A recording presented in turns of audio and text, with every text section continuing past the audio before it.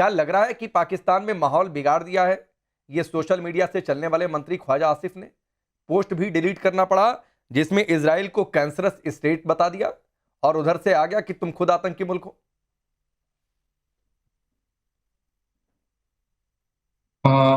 पंडित जी, मैं आपकी आवाज पूरी तरह नहीं सुन पा रहा हूँ कि आप क्या मतलब पूछ रहे हैं। अगर दोबारा आप क्वेश्चन हाँ, कर मैं लें मैं तो मैं ज्यादा मैं बेहतर फकर होगा। भाई सवाल रिपीट कर देता हूं। कल बातचीत पर सबकी नजरें हैं कि क्या होगा, ईरान शामिल होगा नहीं होगा, बहुत सारी खबरें आ रही हैं। मेरा सवाल यह था कि क्या ख्वाजा आसिफ ने माहौल बिगाड़ दिया है? जो उन्होंने इजराइल को कैंसर स्टेट बताया, नर्क की आग में जलो कहा, बाद में उस पोस्ट को डिलीट तक करना पड़ा। देखिए, ख्वाजा आसिफ हमारे डिफेंस मिनिस्टर है और डिफेंस मिनिस्टर यहाँ पे मतलब उनको दी जाती है जिनका कोई काम ना हो। मतलब डिफेंस मिनिस्टर का यहाँ पे इवन डिफेंस सेक्रेटरी डिफेंस कुछ नहीं करते वो। यही उन बेचारे की ड्यूटी। अगर वो ट्वीट भी ना कर सके तो क्या करेंगे? बाकी तो काम शाम उनसे ना कोई पूछता है ना कोई और काम है। ख्वाजा साहब मतलब ये कोई राजनाथ सिंह थोड़ी है या कोई अमेरिका के डिफेंस सेक्रेटरी जो होते हैं वो थोड़ी है। इस तरह नहीं होता। ये मतलब ट्वीट ट्वीट कर लेते हैं, माहौल को गर्मा देते हैं, चीजें वीजें कर लेते हैं। जहां तक बात है इसराइल के हवाले से, देखिए इसराइल के हवाले से थोड़ा सा मैंने देखा इस हुकूमत का जो एक मैं नैरेटिव देख रहा हूं तो ये बड़ा पूम पूम के कदम रख रहे हैं और बड़ा थोड़ा सा और तरीके से इसराइल को लेके चलते हैं। मैं ये नहीं कहता कि इसराइल के साथ हमारी सारी जिंदगी इसी तरह के मामलात रहे जो है, लेकिन एक स्टांस है। यही लोग इमरान खान की हुकूमत को कहते थे कि ये यहूदी एजेंट है। तो आज अगर इसराइल के हवाले से उसने ट्वीट की तो उसको ट्वीट डिलीट करनी पड़ी। मेरे ख्याल में ये नहीं होना चाहिए। अगर उसने कर दी तो उसके साथ स्टैंड करे। जहां तक बातें आते हैं नहीं तो मेन आप पॉइंट कह रहे पर, हैं कि ख्वाजा आसिफ यहूदी एजेंट है? नो नो नो नो, मैंने कहा यही लोग इमरान खान को ये कहा करते थे। ये कोई यहूदी एजेंट नहीं है। कोई भी यहूदी एजेंट नहीं। ये एक मतलब यूज किया जाता है ना, किसी को इंडियन एजेंट बनाया जाता है, किसी को अफगानिस्तान का एजेंट बनाया जाता है। पाकिस्तान में एक नैरेटिव बिल्डअप होता है, एक चूरन बेचा जाता है। कोई भी नहीं, अपने अपने काम कर रहे हैं। जहां तक बात है डायलॉग्स की, देखें ईरान का डेलीगेशन भी आ चुका है, अमेरिकन भी ऑलमोस्ट पहुंच चुके हैं और बातचीत भी होनी है। आज जो बात होगी आज इवनिंग में, वो आपस में अमेरिकन और ईरानियन की बातचीत आज नहीं है। आज उनकी पाकिस्तानी जो मतलब डेलीगेट्स है उनके साथ उनकी बात होगी, दोनों साइड्स की, यूएस की भी और ईरानियन की भी। कल प्रॉपर जो बातचीत है ये सैटरडे को वो होगी और कहा यह जा रहा है कि शायद एक दो दिन इसको लग सकते हैं, मे बी कि संडे को भी ये बात नहीं, जारी वो रहे। ठीक है, तो बातचीत ये कई बार ऐसा नहीं समय लगता है होगा। फकर भाई, बातचीत में समय लगता है। एक बात मुझे बताइए, मैं दो मेहमान अभी बाकी हैं, उसके बाद मशक्की साहब आऊंगा। एक चीज और अपडेट बता दीजिए, चूंकि क्लियर कट सिचुएशन तो ना वकार साहब ने बताई, मशक्की साहब भी इधर उधर घुमाते रहे। ईरान को लेकर क्या स्टेटस है, कंफर्मेशन को लेकर? क्योंकि बहुत सारी खबरें हैं कि जब तक लेबनान में सीज फायर नहीं तब तक हम बातचीत में शामिल नहीं होंगे। देखिए पांडे जी, मैं आपको एक बात बता दूं, दोनों साइड्स जो है ना, दोनों साइड इस वक्त चाहते थे कि किसी तरीके से डायलॉग्स हो। ट्रंप भी चाहते थे और ईरान भी चाहता था।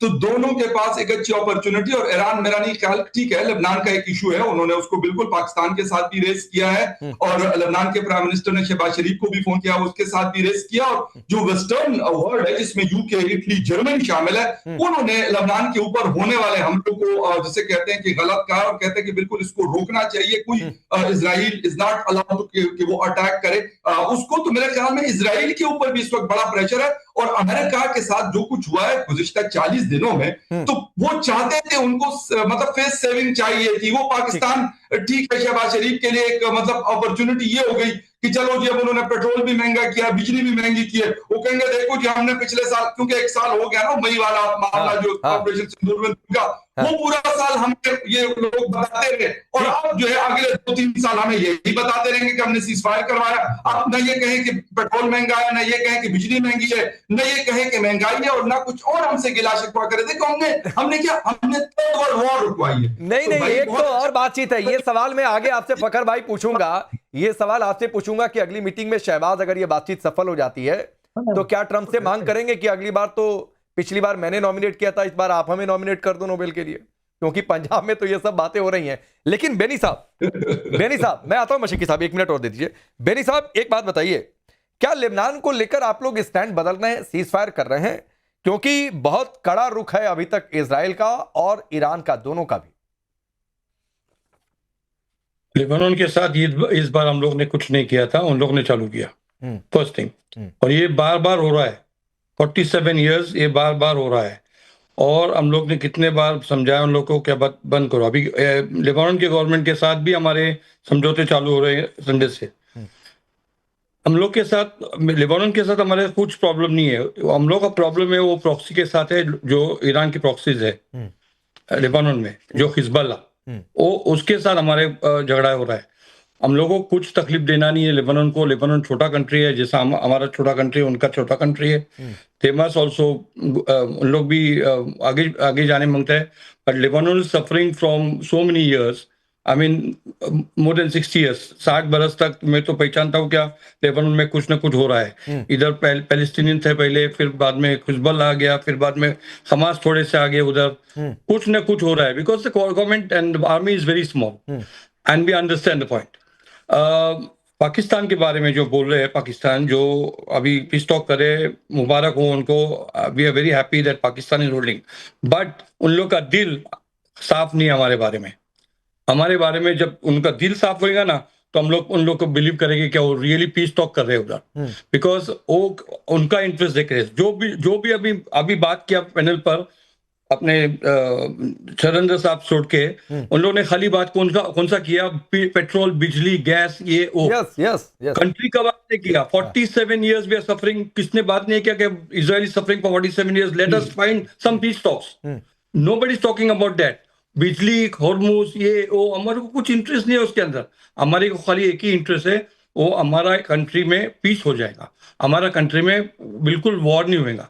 हम लोग को पीस से रहना है बस। किससे? हमारे इधर देखो ना, 25% मुस्लिम्स है। They're staying all with no problems at all. They're staying shoulder to shoulder with us. They're in our army. They're in our courts. They're in our government. No problem at all. So if that will be taken by these people, that will be good. अब major Nadeem, One thing I will tell you, one small thing. You know, our Golda Meir, our Prime Minister Golda Meir, she said one thing very nicely. अच्छे से बोले थे, जो दिन और ये Palestinians उनके बच्चे को प्यार करेंगे, सबको प्यार करेंगे। ठीक है। अब मेजर नदीम एक बात बताइए, कैसे विश्वास होगा जो ये बात कह रहे हैं कि आप लोगों की नीयत ठीक नहीं है इजराइल को लेकर, और वो नीयत इसलिए कि ख्वाजा आसिफ आपके मंत्री जो पोस्ट उन्होंने डिलीट कर दिया कि भाई नर्क की आग में जलो, मतलब आप लोग मीडिएट कर रहे हैं और उसके बाद क्या तो नर्क की आग में जलो। देखिए, उन्होंने नहीं कहा, पूरी दुनिया उनको कहती है कि ये इविल है, ये कर्स है फॉर ह्यूमैनिटी के लिए, ये कैंसरस है, दे आर कैंसर। इन्होंने लाखों लोगों को मार दिया। आप देखें कि ये जो बात कर रहे हैं कि ये अमन सुकून से, ये उस वक्त अमन सुकून से रहते हैं जब रब्बू का नसर जैसे लोग आएंगे और इनको डंडे मारेंगे। इसी तरह से टाइटस जैसे लोग आएंगे और उनकी जो तहजीब को मिटाएंगे, तब ये सीधे होंगे। ये है कसाई। इन्होंने पूरी दुनिया में बुझदी किया। आप मुझे बताइए कि दुनिया में अगर सबसे ज्यादा इंसानों को कत्ल किया होगा तो शायद अमेरिका के बाद ये इजराइल होगा। वो अगर न्यूक्लियर बम हटा दे तो शायद यही नंबर 1 पे होंगे कि ये दुनिया में जितने ज्यादा इन्होंने इंसानों का, बच्चों का, औरतों का कत्ल किया है। आप देखिए कि ये कसाई बैठकर इस तरह की बातें करते हैं कि जनाब अमन की, शांति की, और गोल्डा मेयर जो अभी जहन्नुम में बैठी होगी, ये भी पहुंचने वाला है यहाँ जो बैठा हुआ है अभी थोड़ा अरसे के अंदर इंशाल्लाह ताला। आप बताइए कि जो इंसानों का, बच्चों का, देखे जहाद के भी कुछ कवानीन होते हैं, जंग के भी कुछ लॉज होते हैं। अब जिस तरह से ये लेबनान के अंदर घुस गए, अब लॉ की बात आप कर रहे हैं, पहले से पता था। मेजर नदीम, लॉ की बात आप कर रहे हैं, मत करो प्लीज नदीम जी। बेन्यामीन साहब कुछ कहना चाह रहे हैं, लॉ की बात मत करो। हाँ नदीम जी, आप लॉ की बात मत करो। उसके अंदर आपका अच्छा रहेगा, बिकॉज लॉ हम लोग को मालूम है, हम लोग लॉ से काम कर रहे हैं। कौन सा लॉ? और देखो, आप सीरिया में 2 मिलियन में मरे तो तुमको कुछ प्रॉब्लम नहीं हो गया। दुनिया में सबसे ज्यादा ह्यूमन राइट्स की वायलेशन आपके मुल्क ने की है। दुनिया में सबसे ज्यादा हम लोग का क्या हो रहा है मालूम है? हमारा कंट्री छोटा है, हमारा पावर नहीं जैसा पाकिस्तान में हमारा पावर नहीं। हम लोग कुछ भी बोलेंगे तो हम लोग अच्छे नहीं है। बहुत अच्छा भाई, जो आपने इसके सर पर इंडिया का झंडा पहले ढूंढो तुम्हारा क्या हो रहा है, फिर बाद में हम लोग का देखो। अभी क्लिप में तुम्हारे देखो ना, तुम्हारे इधर क्या हो रहा है, अभी क्या हो रहा है तुम्हारे इधर देखो ना। इंडिया का झंडा लहरा दिया क्योंकि मोदी साहब गए थे वहां पर, जाकर एनओसी देकर आए थे 2 दिन पहले। और आप देखेंगे ये जंग इंशाल्लाह जब खत्म होगी तो ये, अब देखिए समस्या क्या है, अब समस्या क्या है, रुक जाइए, रुकिए, सुनिए, मेजर नदीम रुक जाइए। अब मशीकी साहब देखिए समस्या क्या है, अब रुकिए,